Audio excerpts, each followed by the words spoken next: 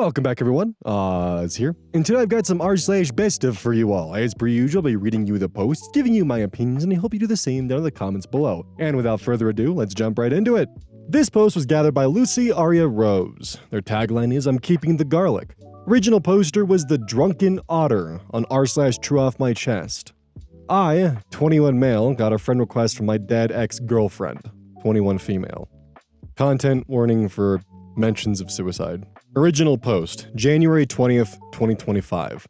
In 8th grade, I met this girl, North. She was in my band class and the two of us hit it off. I asked her on a movie date and from there, we became boyfriend and girlfriend. She was my first girlfriend and things were going all right. That was until her dad got a new job across the country in California. North moved away, but we decided to try out long-distance dating through our freshman year.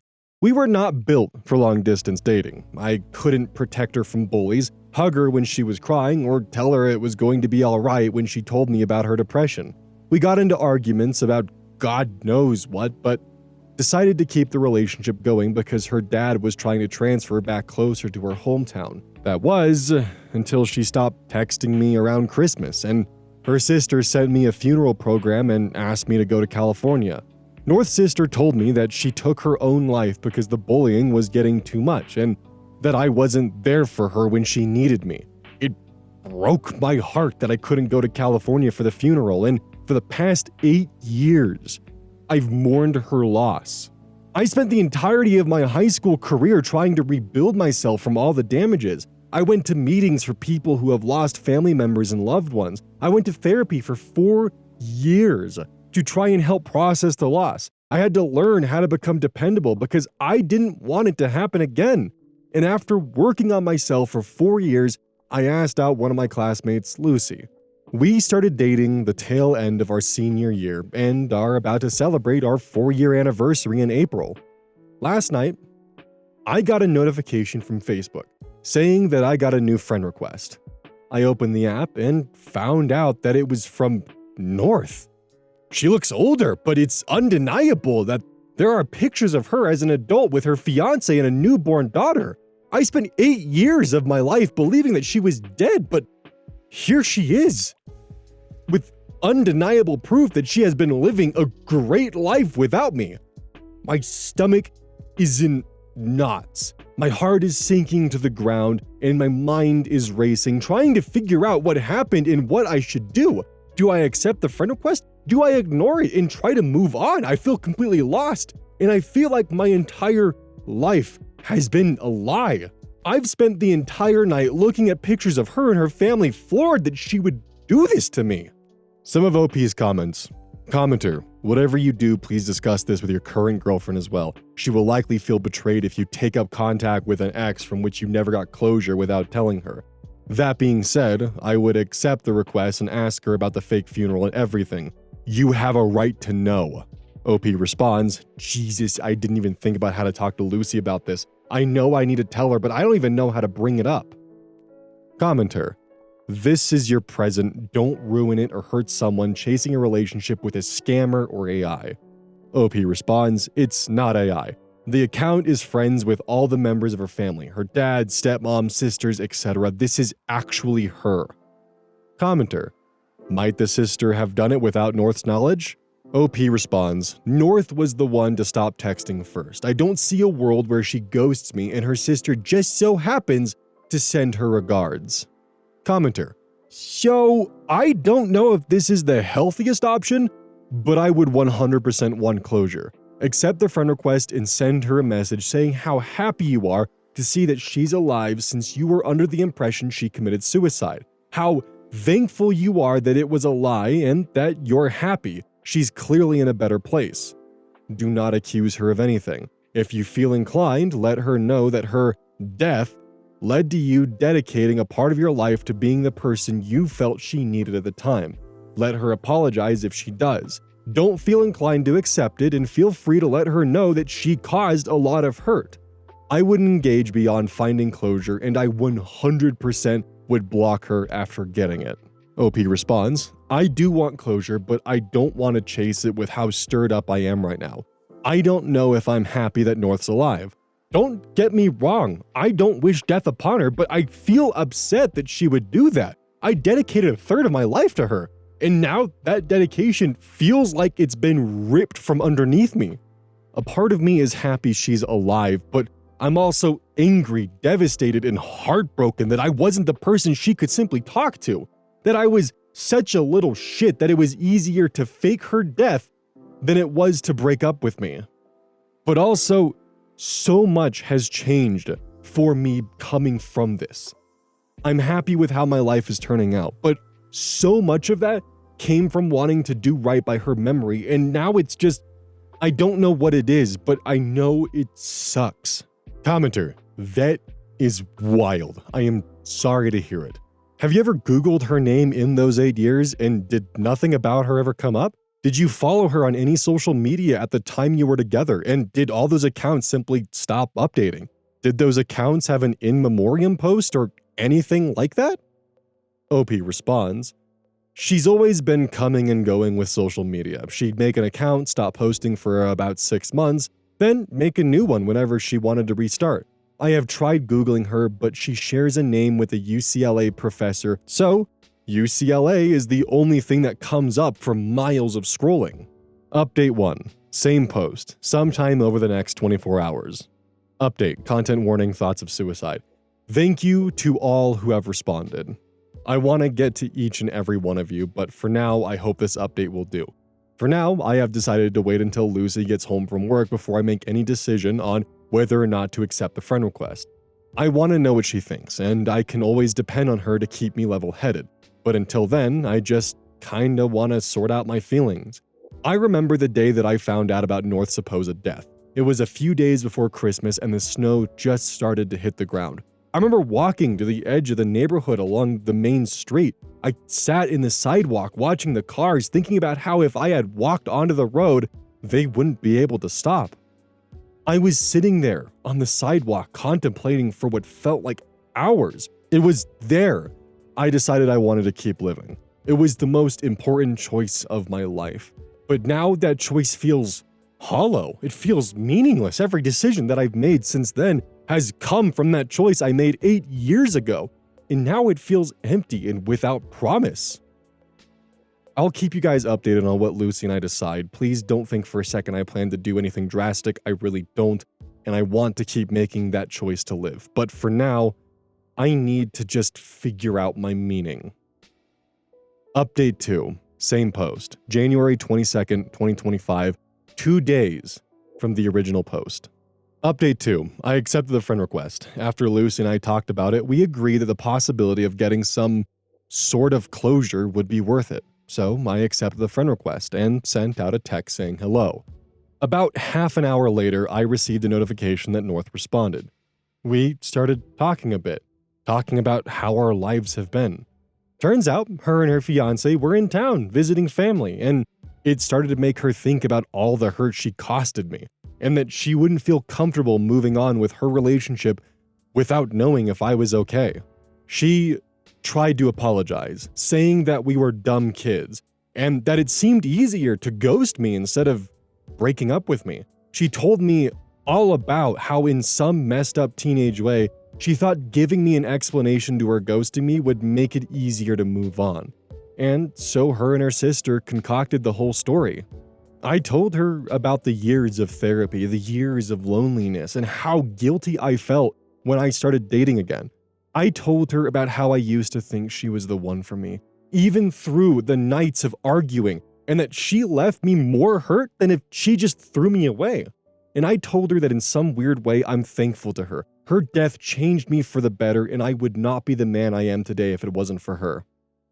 I then texted, having said that, I will not accept your apology. It's a shallow attempt to free your guilty conscience before you get married. If you are really sorry, you would have said something sooner. You would have apologized sooner, or would not have done it at all. You took the coward's way out, and I do not forgive cowards. She said she understood, but hoped that one day I could move past the hurt she caused me and find it in my heart to forgive her. I took screenshots of the whole conversation and sent it to her fiancé. I don't know if he knows the story between me and her, but now he can have enough of an idea that they can start that conversation. I hope they figure out how to move past it. After all, they look very happy together, and the mistakes of a teenager should not affect her current life. However, I'd be lying if I said there wasn't a part of me hoping it crashes and burns. I know this is not the update some of you guys wanted. Some of you really wanted me to bully my way through the conversation or play mind games to fuck with her, but that's not who I am. Nor is it who I want to be. On the bright side, I can now truly move on from the relationship that cost me 8 years of my life and put the whole story of North behind me. Thank you to everyone who helped me find the courage to face this head on. Thank you to everyone who sent kind words, and thank you to the guy who DM'd me the number to the suicide hotline. I won't need it for the foreseeable future, but I appreciate it nonetheless. When I was 14 and had my first long-distance sketchy as fuck relationship over the messaging app called Kik, one of my first partners actually did this to me, and it wasn't until maybe a few years later that I was in almost the same position, except it was over Discord, and I stumbled upon them in a Discord server and was like, what the fuck?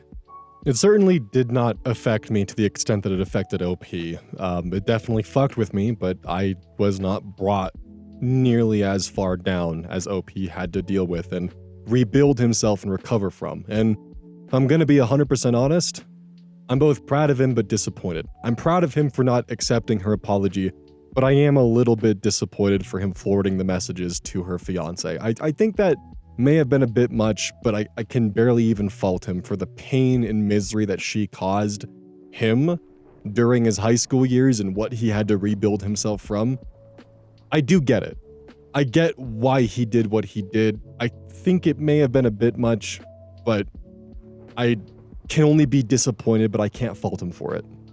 All I can do is best of wishes to OP, and I hope that he's able to fully recover and keep moving on with his current partner, because it sounds like he's found someone who he can communicate and talk with and be honest with and move forward with, and doesn't have that same guilt or crushing feelings in his heart. Because the thing is even though that she didn't actually commit suicide, it was still real to him. He still built up the person who he is today.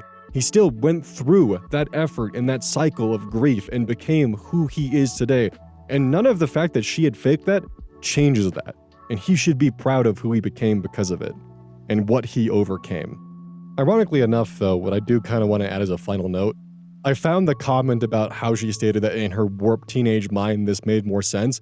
That was almost a verbatim thing that was told to me by my long-distance teenage fling that I had when I was younger, and seems like it's actually fairly common for teenagers in long-distance relationships just to take this approach, because you're not breaking their heart, you're just leaving their life.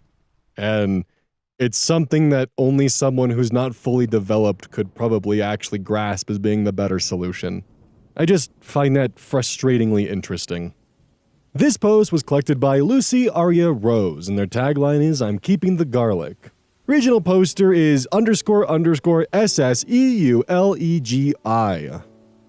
No idea what it's supposed to be.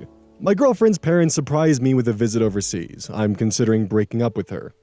Now, there is a background post, posted December 20th, 2024, titled, "Am I the asshole for being upset my girlfriend put an AirTag on my motorcycle to prove a point to her mom?" I've never made a Reddit post in the sub before, but I read posts from here occasionally. I'm going to make my submission as concise as possible, but I'm not a great storyteller, and this whole thing is a little more nuanced than my shitty ability to articulate it. I'm 27 male and my girlfriend is 33 female. Although our relationship started out very intense and unpredictable, we quickly developed strong feelings and have been together for 3 years. Despite being together for that long, I just met my girlfriend's parents for the first time a few weeks ago. She's an only child, and said she didn't want to introduce anyone she dated to her parents unless she knew this was the person she wanted to marry. Her parents also lived abroad, and due to COVID and her dad's health problems, they didn't visit her for a while. She usually went to visit them. It was a big step for her to tell me she wanted me to meet them, and I did my best to make a good impression. I was raised by my grandmother. When she passed, my older sister took over caring for me. My girlfriend has had a stable upbringing. Her parents are wealthy and she's lived a privileged life.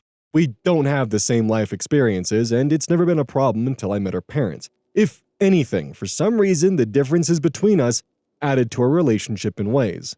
Unfortunately, I got the impression her parents were scrutinizing every aspect of my life over the dinner we had on our first meeting, and this included my family.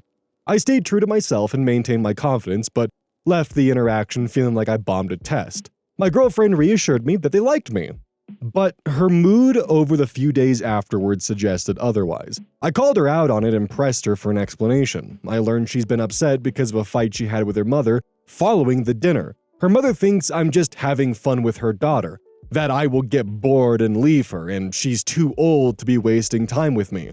Apparently, her mother got this impression entirely from the way I look, and this judgment about me trumps everything else I shared about myself. My girlfriend and I decided to have me spend more time with her family over the coming holidays, so I have been going over every day and involving myself in shopping trips, etc. with my girlfriend and her mom, hoping that she would get to know me and overcome whatever skepticism she has. I even spent hours getting a crash course in a strategy board game her dad plays and started playing with him to continue learning it as a form of bonding. Despite feeling like I won her dad over, I felt like her mom was constantly evaluating my loyalty in subtle, unrealistic ways. Examples include overanalyzing how I interact with others in public, reading too much into the way I smile, and the way I show affection toward my girlfriend. According to my girlfriend's mom, the fact that I have a motorcycle makes me extra slutty. And that's how this escalated. My sister and I have an 18-year-old dog. It's been a tough few months for him, and I think he's approaching the end. For that reason, usually one of us is always with him. He's on the smaller side, so he's easy to bring along anywhere. I've had to leave to give medicine to my dog at certain times of the day because he's on a schedule, and I guess my girlfriend's mom found even this to be suspicious. The other day, I left my girlfriend and her family to go give my dog his medicine, and on my way there, my phone alerted that an AirTag was traveling with me. When I reached my place, I searched all my pockets and stuff and eventually found it on the motorcycle itself. It was connected to my girlfriend's mom's number. I told my girlfriend, and my girlfriend said she put her mom's AirTag on my bike to prove to her mom that I was not lying about where I was going. I get that she was trying to defend me, but I feel angry at her. It's hard to articulate this, but ever since I met my girlfriend's family, microaggressions by her mom are really getting to me, and it's hard to separate them from my girlfriend. Hoping I'm just overstimulated by all this and things will get better after Christmas is over. I'm not sure if I'm an asshole for being cold toward my girlfriend about the AirTag though, but it's a frustration that I'm having trouble letting go of. Some of OP's comments. Commenter, the most foundational part of a relationship is the trust between two people. The fact that she didn't tell you about it sounded like she also wanted to see what you were doing. Because if she trusted you, she should have defended you. Parents are and have been skeptical since the first cave person brought another back to their parents. It's up to her and you to convince them otherwise. You seem to have done a lot, so it may just come down to direct face-to-face conversations with the 3 or 4 of you to really hammer this home. Otherwise, who knows what else will be done next to test your loyalty. LP responds, "That's what I've been struggling with. The fact that she didn't even let me in on her plan makes me wonder if she wanted to test me too. Even if that's not the case, the whole approach has pissed me off." Commenter, info. If one of you is always with the dog, why did you have to leave to give him the medication? LP responds, so this was on my watch. He just had a nasogastric tube put in, and it's been more comfortable for him to stay at home versus me taking him out with me in the cold. The distance between my place and my girlfriend's is very short. Background post concluded. Original post, January 14th, 2025, 25 days later. My girlfriend's parents surprised me with a visit overseas. I'm considering breaking up with her. I'm 28 male, my girlfriend is 33 female. We've been together for a few years and have discussed getting married. Unfortunately, ever since I met her parents last year, their behavior, specifically her mom, has made it difficult for me to see a future anymore. Her mom mistrusts me, and it's all based on superficial impressions and assumptions about who she thinks I am. I have tried to show her parents patience, and I've been extremely respectful, giving them opportunities to get to know me and overcome their prejudices. Everything came to a head when I went to visit my home country. I have a place here, and I came to see a friend get married. Her parents showed up unannounced and requested a ride from the airport. I immediately called my girlfriend despite the time difference because I was in shock. She claims she had no idea about their plans. They claim it was all impromptu, cheap flight, last minute, etc. I just don't buy it. Anyway, I picked them up and they're currently staying with me in my apartment. They've got no itinerary, but want me to arrange them to see XYZ, and of course, they need me as a translator. Everything is apparently too foreign to them. They're lost without me. They refuse to go anywhere without me as an escort. My girlfriend is apologetic, but I just don't see her supporting me in dealing with her parents, especially her mom, who is the instigator. The dad has no backbone / is forced to follow her. I posted another issue a while back too. My girlfriend doesn't support me in setting boundaries, so as her partner, I fell into a rock and a hard place type situation. I can't tell if I'm being cold and uninviting or if these people are crazy, and my girlfriend is so afraid of them, she didn't even warn me about something like this. I feel like I can handle anything if she's on my side, but it doesn't feel like she is. Maybe I can't be with someone like that. OP's comments. Commenter. Whoa, that is a lot to handle. It's okay to feel upset that your girlfriend didn't warn you. Talk to her honestly about how you feel and that you need her support with her parents. Don't be afraid to set boundaries with them, even if it's hard. If she can't back you up, you might need to rethink things. You deserve a partner who's on your team. OP responds, that's exactly it. I need us to be a team. I keep trying to express to her this won't work if we're not a team. Top comment on post by Turbulent EBB 5669. Your girlfriend put an air tag on your motorbike last month to prove a point to her mother. I think it's time to either accept your fate or move on and enjoy some freedom. Update post, January 19th, 2025. 5 days later, 1 month from the first post. I just wanted to clarify some things. I only met my girlfriend's parents for the first time late November of 2024. The reason I picked them up from the airport instead of abandoning them or telling them to go find a hotel, etc., was out of respect for my girlfriend and the relationship I wanted to have with her and her parents. After the first meeting I had with her parents in late November that I shared in my first post, I confronted my girlfriend. She apologized and eventually her mother did too.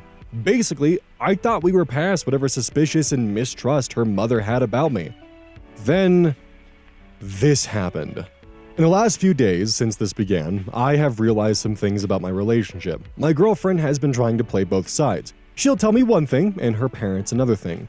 She's been hiding some deep trust issues about me and insecurities about our relationship, mostly her fears about me being unfaithful. I want to be clear that these fears are not because of anything that I've done, it's just how she feels. She used her parents to convince me it wasn't her craziness, and I'm pretty sure she told her mom how she felt and her mom was willing to be in on it. I broke up with my girlfriend and asked her parents to leave. The friend's wedding I went to hit different because of that, but it also made me realize how unhealthy and toxic my relationship was. I haven't discussed a lot, but I think I was in an abusive relationship. I'm still struggling to accept that, and there is some shame creeping up that I don't understand. Why is it there? Anyway, thanks for all the messages. Sorry my writing skills aren't that great. I'm so drained from this situation, I feel like I need to sleep for a month. I don't even feel like writing about any of this, but I felt I owed you the conclusion. Some of OP's comments. Commenter, please do not fold and take that woman back under any circumstance. It sucks, but it is better to be finished with it all. Best of luck, OP. OP responds, promise that's not happening. The breakup wasn't smooth and she became extremely verbally aggressive. She said a lot of things that can never be unsaid. No matter what happens now, and in spite of all the threats she's been making, there is no hope for reconciliation. I know when I get back it's gonna be crazy. I'm not looking forward to it. Editing this because I typoed. Commenter, did the parents leave peacefully or did they attempt to somehow extend their stay? OP elaborates, they were dumbfounded. I don't expect them to understand my feelings, so I said the least. I talked to her dad privately and let him know first to arrange a hotel accommodation. I put it on my ex-girlfriend to explain it to them. I told them they can contact her, but I'm asking them to leave. Also worth mentioning because it makes me angry, I wasn't able to express it in my previous post due to being in shock and distracted by other issues, but her parents have been to my country several times. Her mom has gotten tons of small procedures and treatments in my country, so I'm not sure why all of a sudden they need me as an escort. It seems like she was trying to say she only comes to my country for her treatments, but doesn't give a shit about anything else. So that's why she's so unfamiliar? These people live in another world. I always feel like I'm going a little bit insane having any form of conversation with them. Commenter. Sounds like that trip was her parents checking up on him for her because of her insecurities. Glad he bailed out of that shit. OP follows up. It was definitely to investigate me. I don't think I'll ever know what my ex-girlfriend and her mom were suspicious about. Did they think I'm secretly married or living some kind of second life? I wouldn't be surprised if they tried to look into my employment history, etc. I feel so stupid for the kindness I extended them. I tried to be understanding of every transgression and let my girlfriend gaslight me into thinking I was just misunderstanding things because I didn't have parents growing up. See, this would have been very different if her parents were just being fucking crazy and she didn't support it and was staunchly against it and was like very much on her boyfriend's side. They were standing as a union and her parents were just being crazy. This would have gone a different direction, but it became very obvious that the girlfriend not only supported her parents' actions, but as OP kind of somewhat states, instigated them, was partially, if not fully, responsible for what her parents were doing, and they were more of just pawns in her scheme, which is just messy and definitely leads to probably what OP started to realize. There's probably a lot more toxic shit that was going on in that relationship that he probably never noticed or realized. I'm very happy that OP was able to make it out of that relationship because sometimes you just have things going on that you don't realize are actually toxic or problematic and not good for your mental health. I always kind of referred to it as the rug gets lumpy. You know, you keep sweeping your emotions under the rug and eventually, even with sweeping them under, you can't just ignore it anymore. And it sounds like this was definitely his rug and he didn't have any more room to sweep and it was driving him crazy. We, of course, can only really speculate what other red flags may have popped up once upon a time in the early days of the relationship, and I do find the language that he opened up his relationship about, that it was intense and unpredictable through the beginning of the relationship, definitely is a bit of a red flag, and I have a lot of theories, I should say. So, of course, I don't think the AirTag was the first incident or the first red flag he may have stumbled upon and swept under the rug. But the thing is that if the girlfriend actually had the best of intentions, the AirTag was not the way to go about it. And honestly, if she actually was willing to stand by her boyfriend and trusted what he was doing, she should have just said, hey, you know, we could all just go with you and we could follow you there. And boom, they go to his house, he shows the sick dog, they have a moment of realizing that he's telling the truth, and there we go. Can't really fucking lie about that if you just, without hesitation, just, yeah, let's go check out my dog. Granted, it could have also been a lot of stress on the dog, so I can understand why that might be a bit of an issue, but at the same time, there were a lot of other ways to approach that than putting a fucking AirTag on the motorcycle. So yeah, I do agree with some of the commenters' theories that she also did not trust her boyfriend, and that's where the AirTag was coming from. I do think that OP was 100% justified with his breakup, without a doubt. Not to mention the mentions of like her having quite a destructive meltdown and saying some pretty harsh things during the breakup definitely spells out what kind of relationship / person she was, because that's messy, that's gross, that's problematic, and just, ugh. If I had to put money on it, she's also probably the type of person that managed to spin this relationship in a way where she's the victim in the scenario and he's some sort of unhinged psychopath that she's lucky to have gotten away from. But that might just be some of my own personal experiences creeping out. Don't forget, this is brought to you by GamerSupps. Use code ODDS at checkout. It's basically a caffeine powder that you put in your water, and I actually really like it. I use this on a daily basis. Don't forget that every purchase you make using code ODDS directly supports the channel. And if you want a personal recommendation from me, I would either recommend the Soda Pressing Pear or Dragon Fruit Punch. Those two are currently my favorite flavors. And as a note, once we sell a certain amount of stuff, I get my own flavor and my own cup, and you all know I'm gonna choose some degenerate shit that's gonna make their PR team squirm. My goal is to make them regret partnering with me. So please, use code ODDS at checkout to make my dream come true of making a PR team squirm.